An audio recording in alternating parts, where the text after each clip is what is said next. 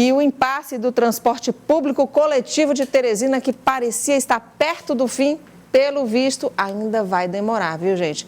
A Prefeitura fez uma lista com várias propostas de adequação para as empresas que fazem parte do consórcio e que são responsáveis pelo transporte aqui da capital. Mas nem todas estão de acordo com as propostas, apresentadas. Por outro lado, as empresas fizeram uma outra lista e esse vai e vem de documento parece não ter fim. Para saber como é que está esse impasse, vamos falar ao vivo agora com o repórter Gorete Santos, que traz mais detalhes para a gente. Oi, Gorete, como é que tá? A gente todo dia procura informação sobre esse impasse, né? Vai documento daqui, volta documento dali. E aí, o que você tem de novidade para a gente, minha amiga? Pois é, Nayara. Esta semana, inclusive, ela começou, já com várias reuniões entre os empresários para discutir mudanças na minuta. A Prefeitura, por outro lado, também disse que ia se reunir com o consórcio das empresas para buscar uma definição. Mas o que a gente vê é, de um dia para o outro, outras mudanças. A gente vai conversar agora com a Nayara Moraes, ela que é consultora jurídica dos consórcios que representam as empresas de transporte coletivo da capital.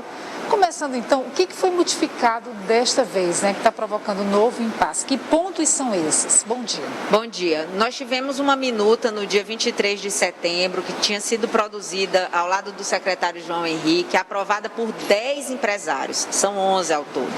Isso foi apresentado ao município e foi dito que havia sim a anuência se aquela minuta, daquela forma, fosse contemplada e o município acolhesse. Já era um conjunto de conversas.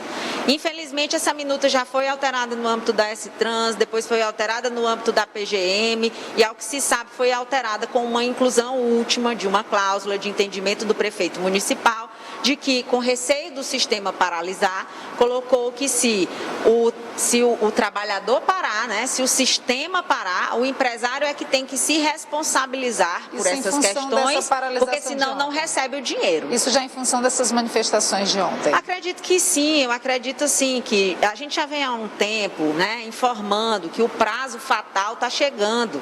A gente já teve com o chefe do Ministério Público que disse, doutor, se isso aqui não se resolver até o 5º dia útil desse mês, vai estar muito complicado, vamos ter outro processo de greve. Por quê? Porque os empresários chegaram no limite do sufocamento e sem a medida provisória que subsidiava as folhas de pagamento, eles não têm recursos para fazer o pagamento das folhas integrais.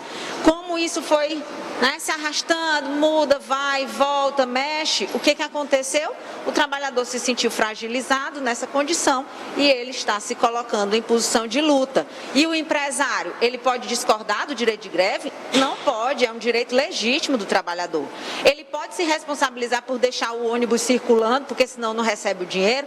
Não pode. Primeiro que essa não é uma condição existente no acordo de 2020, homologado judicialmente. Então, se é um dinheiro que ele já tinha direito, líquido e certo, sob aquelas condições, não pode ser criada uma nova condição para que ele receba.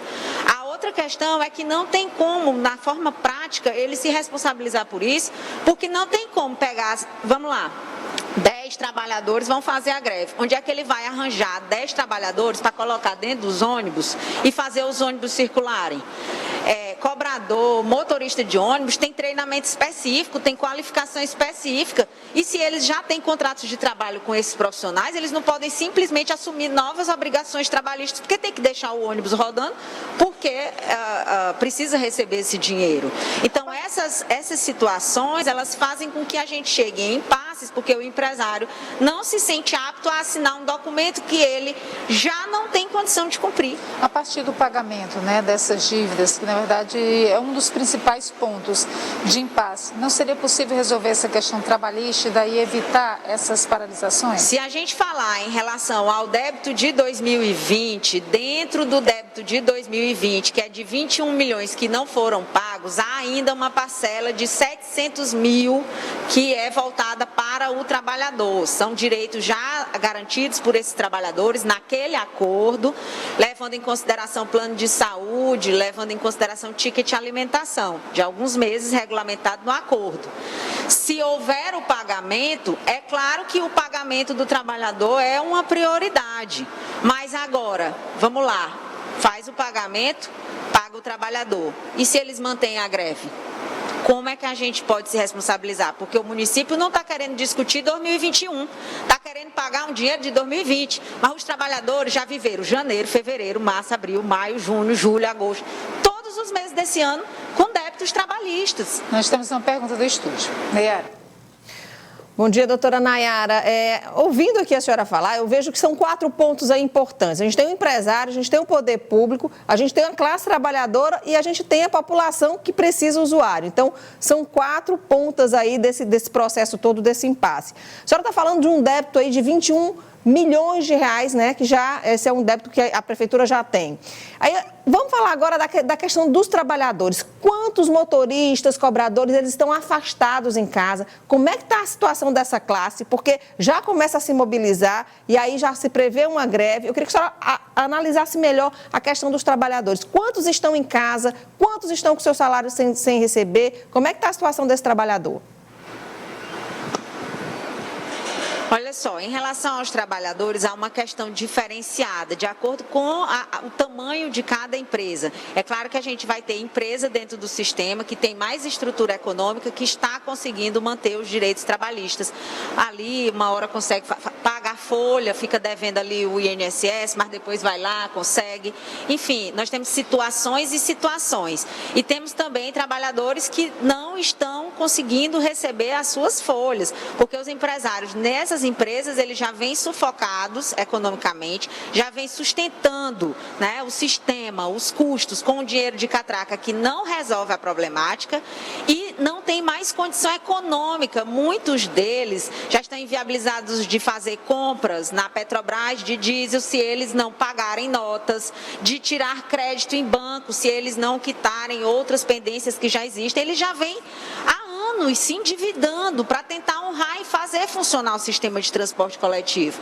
E esse prazo fatal, a gente também tinha informado ao Ministério Público, olha só, sem a medida provisória, se já não dava para pagar a folha de pagamento, nem com subsídio, que era aqueles 30%, você imagina quando for para pagar a folha completa. E está aí, a gente está vendo isso, que sem o repasse ao sistema de transporte coletivo não tem como. Então, a gente tem muitas realidades diferentes de trabalhadores no sistema. E a gente entende, e aí, inclusive, o CETUT já dialogou, nós já tivemos conversas com o advogado e com representantes do Sintetro. É preciso respeitar as questões trabalhistas. E os empresários, em caso de pagamento pelo município, já tinham se comprometido junto aos empregados de todo aquele valor do débito de 2020, que é um valor de 700 mil, de uma parcela devida aos trabalhadores, seria paga dessa parte que eles recebessem de início. A grande questão é, não dá para a gente falar pelo trabalhador. O trabalhador é que sabe o tanto que ele já suportou desse ano de dificuldades econômicas e se receber só o ticket e o plano de saúde de 2020, faz com que eles parem esse movimento que possivelmente está se deflagrando. Não é uma greve de empresários. Os empresários não querem parar, eles querem continuar rodando. Agora, pela questão trabalhista, há um impedimento, claro. Quero agradecer a participação da consultora jurídica, né, do CETUT, Nayara Moraes, aqui pelas informações. Infelizmente, esse impasse continua, né, Nayara? A nossa produção entrou em contato com a Prefeitura de Teresina, conversou com o secretário de Comunicação, Lucas Pereira, também com o secretário de Finanças, Robert Rios, que informaram, né, que 3 empresas já haviam assinado a minuta e apenas um dos consórcios, na verdade, né, falando dos consórcios, não teria ainda assinado. A consultora jurídica, inclusive, falou sobre isso também, né, que inicialmente havia esse acordo firmado, mas que em função das mudanças, tudo volta a estaca zero.